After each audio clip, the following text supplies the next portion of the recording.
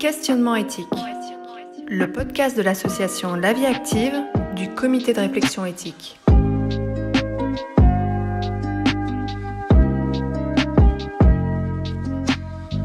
Bonjour, aujourd'hui dans ce nouveau podcast, nous allons rencontrer des travailleurs et des professionnels qui vont nous parler de l'accompagnement en soins et de la vie privée en ESAT, établissement et service d'accompagnement par le travail, et en EA, entreprise adaptée. Pour en parler, allons du côté de l'ESAT de Lens de la Vie Active, qui propose notamment des prestations de boulangerie, assemblage industriel, espace vert, blanchisserie, peinture, maintenance et hygiène des locaux, nettoyage extérieur ou encore coursier. C'est dans cet établissement que nous allons rencontrer 4 professionnels. Et d'abord, retrouvons 4 travailleurs au micro. Je m'appelle Monsieur Elmadi, je fais partie des ateliers de Souchet. Je suis ouvrier bûcheronnage. Moi, c'est Eric Sablak. Je travaille à l'ESAT de Lens-et-Vin en espace vert depuis 15 ans maintenant. Et je fais les particuliers, les entreprises et entretien espace vert. Alors moi, c'est Monsieur Hockmans Jean-Marc. Je suis en atelier de Lens à la Vie Active et donc je suis en conditionnement. Je m'appelle Marie-Thérèse. J'ai travaillé à UMHL en EHPAD. Et maintenant, je me retrouve à l'ESAT. Dans le film qu'on vient de voir, on voit le travailleur en situation de handicap qui boit de l'alcool. Il profite que ses collègues soient partis pour sortir une bouteille et boire. Et donc, il se cache. Mais on le voit après qui va vers une professionnelle de santé, là, en l'occurrence, une psychologue, pour parler de ses problèmes. Vous, si vous avez un problème de santé, est-ce que vous avez le réflexe d'en parler? Et si oui, à qui? En fait, moi j'avais une addiction auparavant, il y a pas longtemps, il y a 2 ans. Maintenant je suis abstinent, ça fait 2 ans. Et du coup c'est dur d'en parler à un professionnel. On a peur de se faire juger en fait. C'est ça. Mais maintenant j'en parle ouvertement. Vers qui vous êtes allé? Moi, je suis parti, je suis parti d'abord voir un médecin spécialiste sur Arras. À titre privé? Voilà, à titre privé, comme j'avais vraiment besoin. Du coup, maintenant, je suis rentré dans une cure, ça fait, il y a 1 an, là, ça va faire 1 an et demi que je suis abstinent. Pour l'instant, ça se maintient, je touche du bois. Tous les mois, j'ai des suivis. Puis, en allant, j'en parlais à mon chef, et puis, je lui ai expliqué que j'avais une addiction, et puis, c'est passé, je veux dire, mon directeur pareil en allant, que j'étais vraiment addict à l'alcool en fait. Et du coup, pour l'instant, ça va. Comme j'ai beaucoup de manquements au travail, j'étais un peu impacté sur mon travail. Et du coup, pour l'instant, ça fait 1 an et demi que je suis dans mon poste de travail.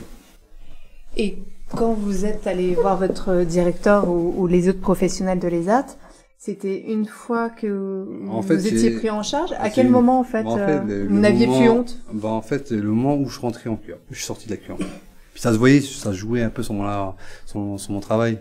Et auparavant, j'allais dire mon chef d'équipe, il a remonté on va dire pas remonté, mais il le voyait, mes responsables, que j'étais pas dans mon état, puis c'est avec le temps que je manquais beaucoup au travail. Du coup, je posais souvent malade, dépression, puis arrivé à un moment où je dis que j'avais une addiction à l'alcool. Et vous autres alors? Que ça soit une addiction ou un problème ou autre? Comme Abdel, vous allez à l'extérieur ou vous en parlez en interne à l'ESAT? J'en parle déjà à l'intérieur à l'ESAT. Et à qui? J'en parle déjà à Madame l'infirmière, à Manuel, et puis de voir ses conseils, et au besoin, je reconsulte les spécialistes qui sont pour moi. Moi, c'est pareil. Quand j'ai eu des problèmes de santé, j'étais voir la responsable des ZAT et j'étais voir Manu. On a fait les démarches pour me soigner. Et vous? Moi, quand j'ai eu mes problèmes de santé, ça m'arrivait sur chantier. J'ai commencé à faire des tremblements, tout ça. Du coup, je suis parti à l'hôpital de Lens. De là, l'hôpital de Lens, ils m'ont interné à Poussin à Lens. De là, j'ai vu un psychiatre, tout ça. Il a fait le nécessaire pour moi, garder mon travail par rapport à mes cachets que je prends actuellement tous les jours. Et les cachets que j'en prends matin, midi, soir. Je ramène 2 boîtes chez Manu. Quand il y en a plus, je ramène et je fais le nécessaire. Quand je vais voir mon médecin, et je fais un certificat médical comme quoi je me suis bien présenté tel jour, telle heure. Comme ça, ils savent que il y a une preuve de présence. Et j'ai une question. Vous disiez, vous vouliez pas vous en parler en interne En fait, parce que vous aviez honte. En interne, en fait, parce que nous, c'est dommage, c'est pas méchant. C'est à l'atelier de sushi, on n'a pas un service médical. Pourquoi je suis parti dans le privé?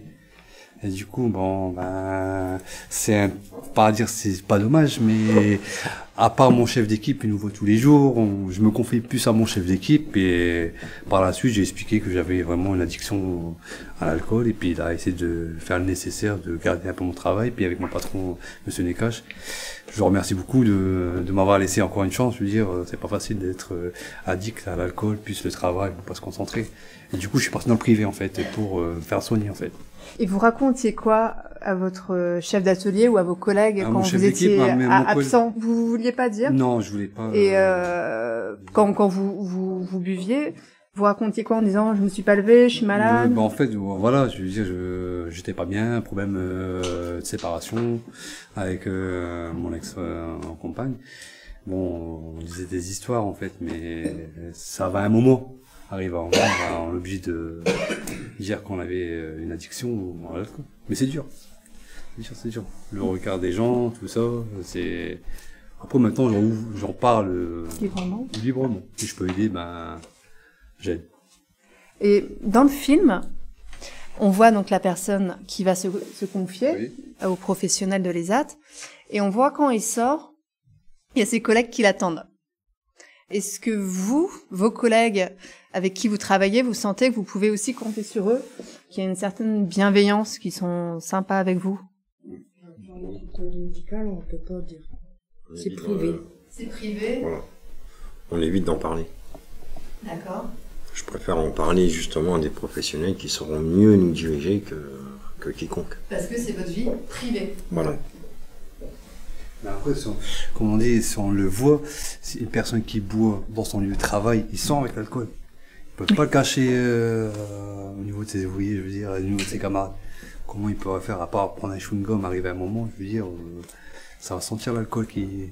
Après, c'est dur d'en parler à ses collègues du travail sur le jugement, le regard des gens. Après, on essaye de s'en cacher, on va dire. Et vous, si vous confiez aussi à vos collègues? Je suis bien avec mon chef, donc je peux en parler un peu, mes problèmes de santé, mais je veux dire, pas tout, juste la base, pour dire qu'il sait un peu mes problèmes de santé, et ça en arrête là, quoi. Et si vous voyez qu'un de vos collègues ne va pas bien, vous le laissez tranquille en disant finalement c'est sa vie privée, et vous avez entièrement raison, ou vous dites, vous essayez de comprendre ce qui va, ou vous prévenez un professionnel, ou...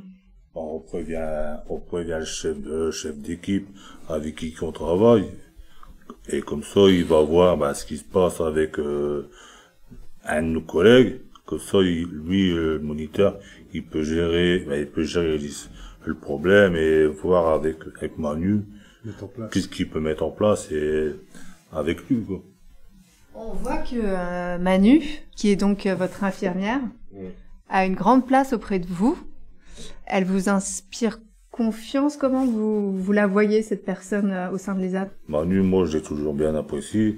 Une infirmière, quand j'arrive, tout ça, bonjour, au revoir, bon appétit, tout ça. Donc, moi, je l'apprécie bien.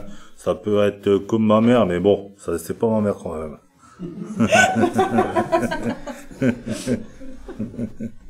Et vous?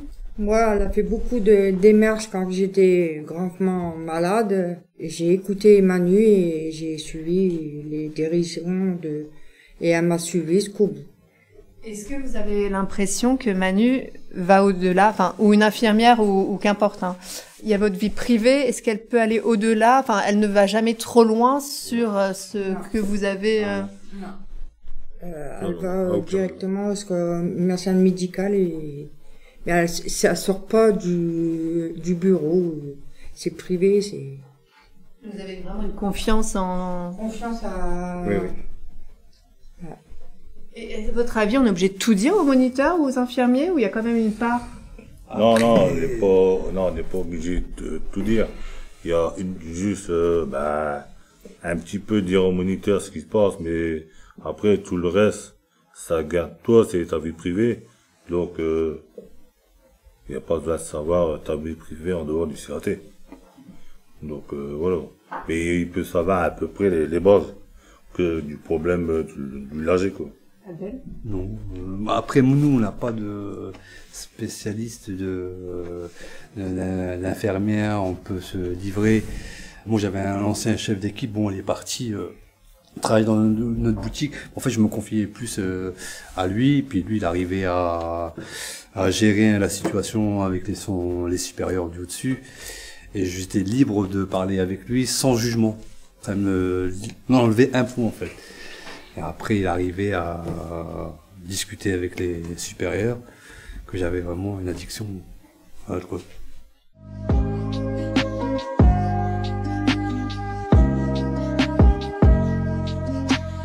Questionnement éthique. Le podcast de l'association La Vie Active du comité de réflexion éthique.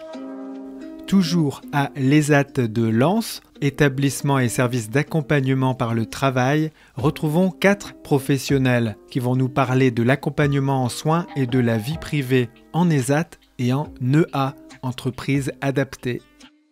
Bonjour, je suis Manuelle, je suis infirmière et je suis à La Vie Active depuis de nombreuses années et je travaille à l'ESAT de Lens.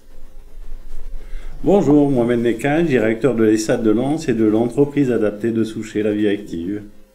Magali Podrazza, chef de service médico-social à l'ESAT Vie Active de Hersin-Coupigny et ça fait 22 ans que je travaille à l'association. Emmanuel Fernandez, directeur de production de l'ESAT de la Goëlle, La Vie Active à Hersin-Coupigny et moi je suis à l'association depuis une vingtaine d'années également. Cet échange, est-ce que vous avez appris des choses ou pas? Mais moi, je suis agréablement surpris dans le sens où je m'aperçois que tant au niveau des travailleurs relevant d'entreprises adaptées que d'usagers relevant de CAT, ils ont une bonne connaissance de leurs droits. Chacun a su dire que ma santé, c'est privé. Et je dis ce que je veux bien dire et je me fais accompagner par des personnes de confiance. On a bien vu la distinction entre vie privée, la santé. Voilà. Avec le souci de dire, tiens, moi je dis à mon moniteur, mais pas trop, il n'y a pas besoin de tout savoir, mais il faut qu'il sache que je vais pas bien. Par contre, je vais aller plus dans le détail vis-à-vis de mon infirmière. Donc ça, ils ont compris aussi les différentes technicités de l'organigramme du CAT, ce qu'on peut dire et à qui on peut le dire si on a envie de le dire. Préciser, c'est quoi un ESAT et un EA pour les personnes qui pourraient ne pas connaître rapidement, en mode... Alors, je laisserai Monsieur Nekache préciser ce qu'est une entreprise adaptée. Un ESAT, c'est un établissement médico-social qui accueille des personnes en situation de handicap et qui est un établissement un peu particulier parce que on entre dans le domaine du travail, de la production. Ça renvoie aussi à une obligation d'employeur de se conformer au code du travail. Donc un ESAT a une double mission, une mission d'accompagnement médico, psycho, social, éducative et un accompagnement par le travail, par la mise au travail. À l'inverse ou en complémentarité, puisque on parle de secteur de travail protégé, adapté, protégé en ESAT, adapté en entreprise adaptée. On ne dépend pas, nous, de l'Agence régionale de la santé, on dépend de l'ADRETS, du ministère du Travail. Les personnes exerçant en entreprise adaptée ont le statut de salariés de droit commun. Ce ne sont pas des usagers, ce ne sont pas des bénéficiaires. Ils ont un contrat de travail et ils sont régis par le Code du travail. C'est une entreprise classique avec cette spécificité d'aménager le poste de travail à des personnes en situation de handicap. Il n'y a pas le staff médico-psychosocial, puisque par définition, les personnes orientées en entreprise adaptée sont des personnes avec un degré d'autonomie leur permettant de faire beaucoup de choses par eux-mêmes. Donc, si on revient sur la partie santé, vous, ils viennent vous voir facilement à votre ESAT ? Alors, moi, je pense qu'il y a quand même quelque chose à souligner, notamment quand les travailleurs parlaient de Manu. Je pense qu'il est important de souligner la relation de confiance qui est nécessaire entre les travailleurs et le staff médico-social et l'infirmière en l'occurrence. Les travailleurs connaissent bien leurs droits désormais, c'est ce qu'on disait depuis la loi de 2002, mais aussi la professionnalisation des professionnels dans les ESAT. Aujourd'hui, les missions sont bien clairement définies entre chaque professionnel, contrairement à ce qu'on a pu connaître par le passé sur des structures où les organigrammes étaient moins étoffés. Donc la relation de confiance, elle est importante pour que les travailleurs viennent évoquer leurs difficultés. Mais moi, j'ai été agréablement surprise de la liberté avec laquelle les personnes présentes évoquaient, pour certains, leur pathologie, d'autres leurs addictions, en mettant bien le mot addiction. Et moi, j'ai été agréablement surprise. Et ça montre bien toute la place cruciale que peut avoir l'ESAT pour passer le relais justement vers des structures spécialisées. Et en fait, leur témoignage reflète vraiment l'accompagnement au projet de soins qui est proposé, en l'occurrence, par l'ESAT. Bon, en tout cas, Manu, ton nom est revenu souvent. Comme vous disiez, la confiance qu'il y a, ils viennent vous voir au début, ils vous disent tout, ou c'est petit à petit, ça se tisse? Dès le départ, les bases sont posées, leur consentement est toujours demandé. L'adhésion est recherchée, forcément. Et l'adhésion n'est pas toujours présente, mais le cas échéant, on les revoit, je les revois régulièrement pour évoquer les problématiques qui peuvent s'installer. Et parfois, ça chemine pour eux et leur avis et leur décision évoluent. Donc, même s'il y a refus, parce que on respecte tout le temps leur choix, même s'il y a refus, les choses peuvent changer, peuvent évoluer. Un respect de leur choix et l'entente qui est instaurée, il y a un climat de confiance qui s'établit en fait. Le refus, c'est déjà arrivé? Ah, le refus, ça peut arriver. Le refus de soins. Le refus de soins, ça peut arriver et ça nous arrive.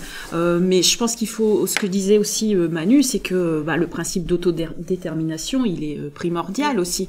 C'est le cœur du projet personnalisé qu'on peut avoir avec le travailleur. Quand on leur posait la question du projet de soins, pour certains, ça parlait pas. Mais si on leur parlait des objectifs médicaux dans leur projet personnalisé, là, ça leur parlerait. Je pense que le mot projet de soins, il est un petit peu diffus pour eux.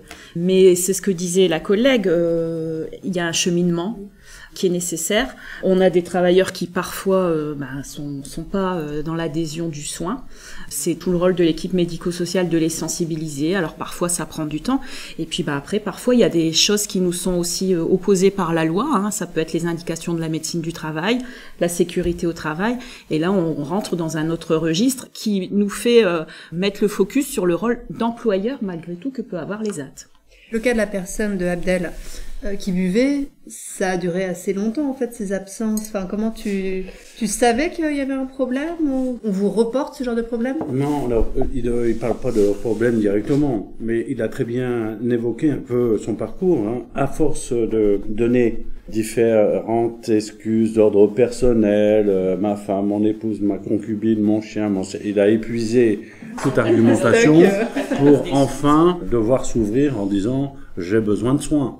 C'est lui-même, une fois qu'il s'est ouvert, qu'il a entrepris les démarches que d'aller vers des spécialistes.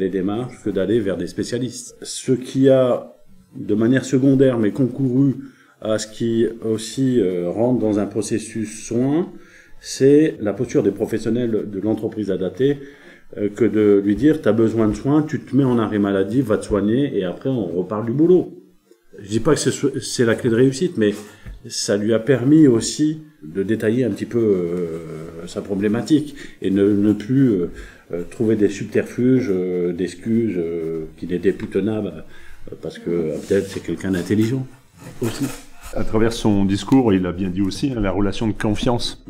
La relation de confiance, au début, il avait peur d'être jugé, mais il a parlé de son ancien encadrant, avec qui il avait confiance, avec qui il a échangé et qui a certainement aussi apporté un semblant de solution pour s'affranchir de son statut. Le climat de confiance qui s'instaure et qui peut aller parfois jusqu'à l'alliance thérapeutique, ça nous permet en fait au niveau de la santé de répondre de façon adaptée à leurs besoins et à leurs attentes. On arrive à allier besoins, attentes pour répondre vraiment à leurs objectifs et à leurs problématiques quand elles sont présentes. Dans le social, médico-social, il y a quand même une certaine bienveillance qu'on n'aura peut-être pas ailleurs. Pour la problématique de la santé.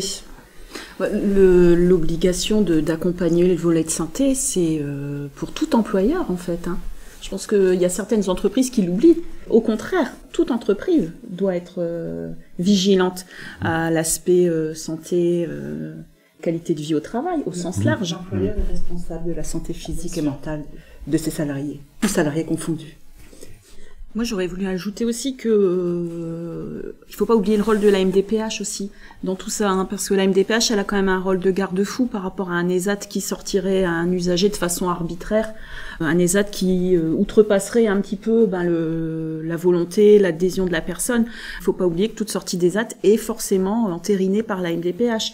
Donc, je pense qu'il y a aussi cette limite qui est posée par les autorités qui régissent notamment l'accompagnement de nos travailleurs, et ça permet aussi parfois de respecter au-delà de la volonté du travailleur qui refuserait un accompagnement. Et, la MDPH vient quand même trancher sur ce qui pourrait être jugé comme arbitraire. Je reviens sur la question de la confiance. Elle s'installe dans le temps, donc on voit l'importance qu'il n'y ait pas de turnover dans les professions infirmiers. C'est votre cas, en fait.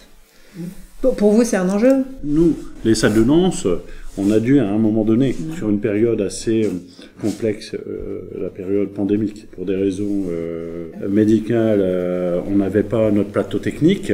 On a dû faire sans une partie du plateau technique, c'était compliqué. Tous les métiers sont importants, mais en ESAT, quand on n'a pas d'infirmière, quand on n'a pas de psychologue, et quand on a pris le virage qu'on a pris à l'ESAT de danse, c'est-à-dire 30% de notre effectif, c'est des profils psy, eh bien, on est fort en peine. Alors bien évidemment, tous les métiers sont importants. Quand un moniteur est souffrant, la prise en charge, empathie, et il faut trouver une organisation. Tous les métiers sont importants. Mais là, nous, on a pris le virage du profil psy et TSA. Forcément, je sollicite davantage et la psychologue et l'infirmière. Ça, c'est une évidence. Et aussi les moniteurs, par le biais de formation au nouveau public, et c'est là, je veux dire, tous les professionnels doivent se former, s'adapter. Cette montée en compétence de tous les professionnels fait en sorte que, en plus sur les métiers de base, c'est tendu, mais pour aller chercher cette compétence, ça devient plus tendu encore. Ah oui, parce que trouver une psychologue qui accepte de venir travailler en ESAT avec des particularités, c'est pas n'importe quel métier quand même. Ça demande aussi des compétences un peu extraordinaires, non? Très spécifiques et puis très vastes, parce que les publics qu'on accueille sont très hétérogènes. On a de la déficience intellectuelle en majorité, mais on a aussi beaucoup de déficiences psychiques, c'est ce que disait Monsieur Nekache. On a aussi de la déficience motrice. On accueille un public non spécifique, un public généraliste, donc les compétences des professionnels du médico-social en l'occurrence sont d'autant plus élargies, tout à fait. En plus sur des publics qui ont parfois des spécificités. On peut parler des publics TSA par exemple. Tout psychologue n'est pas à même d'accompagner un public TSA. Et parlons pas des moniteurs, ils ont leur formation de base, leur titre de capacité.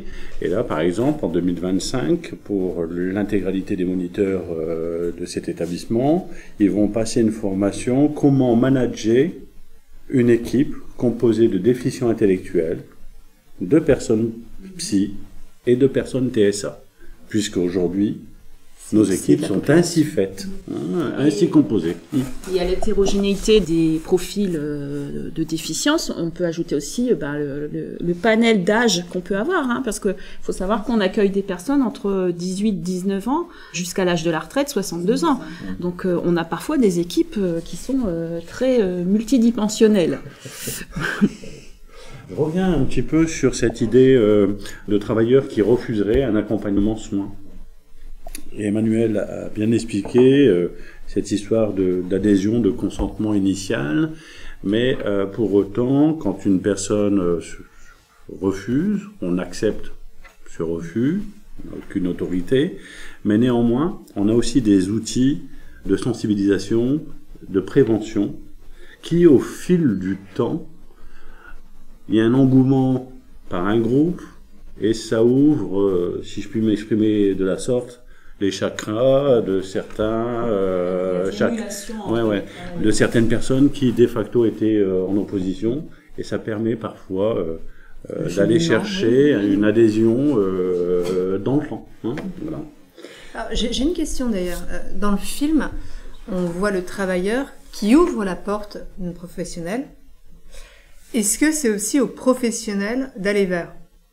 Tout à l'heure, je parlais d'équipes pluridisciplinaires et c'est les échanges aussi au sein de l'organigramme d'un ESAT. Les personnels majoritaires et je dirais avec une certaine importance, ce sont les moniteurs d'ateliers qui sont au quotidien, qui encadrent au quotidien les usagers et qui sont de ce fait observateurs d'un certain nombre de choses et qui se doivent de remonter des changements, des observations qu'ils peuvent faire. Mais c'est comme sur les SAT de Lens. On a un fonctionnement très similaire. Nos réunions institutionnelles permettent justement ces échanges. Je parlais de pôles de production et de pôles d'accompagnement.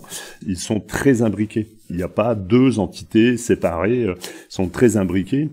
Et ces communications quotidiennes font que les professionnels savent descendre dans les ateliers pour échanger, et essayer encore une fois d'avoir l'adhésion de la personne pour qu'elle vienne dans son bureau échanger, et puis essayer de mettre à jour le malaise, le mal-être qui aurait pu être observé. Quand on est sollicité, on reçoit la personne, le travailleur, et même quand il y a refus, bon, parfois, oui, la confiance est là, donc la prise en charge est là aussi, on répond à la problématique, et c'est pour ça que quand même de les voir de façon régulière et d'être en contact avec des moniteurs qui sont sur le terrain proprement dit, permet aussi une évolution et de faire évoluer et d'avoir leur adhésion et d'avoir des changements de décision par rapport à la prise en charge santé. Il y a les professionnels de terrain qui sont au contact 7 heures durant avec les travailleurs, mais il y a aussi tout le staff médico-psychosocial qui ne sont pas des professionnels sédentaires, qui vont sur le terrain. Par exemple, demander à l'infirmière d'accompagner sur une dimension logistique les travailleurs vers la médecine du travail, on pourrait se saisir d'un chauffeur, c'est un métier de chauffeur. Mais non, c'est l'infirmière qui le fait, parce qu'il y a des échanges qui se font durant le trajet. Il y a peut-être le travailleur qui a besoin que l'infirmière soit présente à la médecine du travail. Et il y a des choses qui se disent, il y a des choses qui se font. Donc, pareil pour les projets personnalisés. La coordinatrice des projets personnalisés sur le site qui est le nôtre, c'est la psychologue. Et ben elle va sur chantier faire les projets personnalisés. Et pas le travailleur qui vient dans son bureau avec son moniteur. Donc il y a aussi l'organisation a son mot à dire sur cette idée d'éventuelle sédentarisation où ce serait le travailleur qui se doit d'aller vers les professionnels. Aller vers est une obligation. Oui, parce qu'en fait, l'ESAT développe quand même une politique de santé qui s'articule autour de l'activité professionnelle. Voilà, donc on est autour du métier, du travailleur, voilà.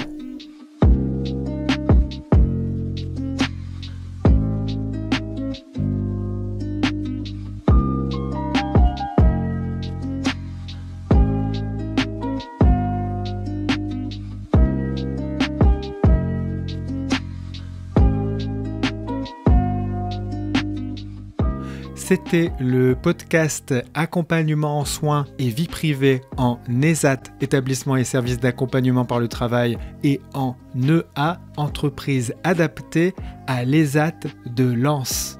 À bientôt pour d'autres podcasts.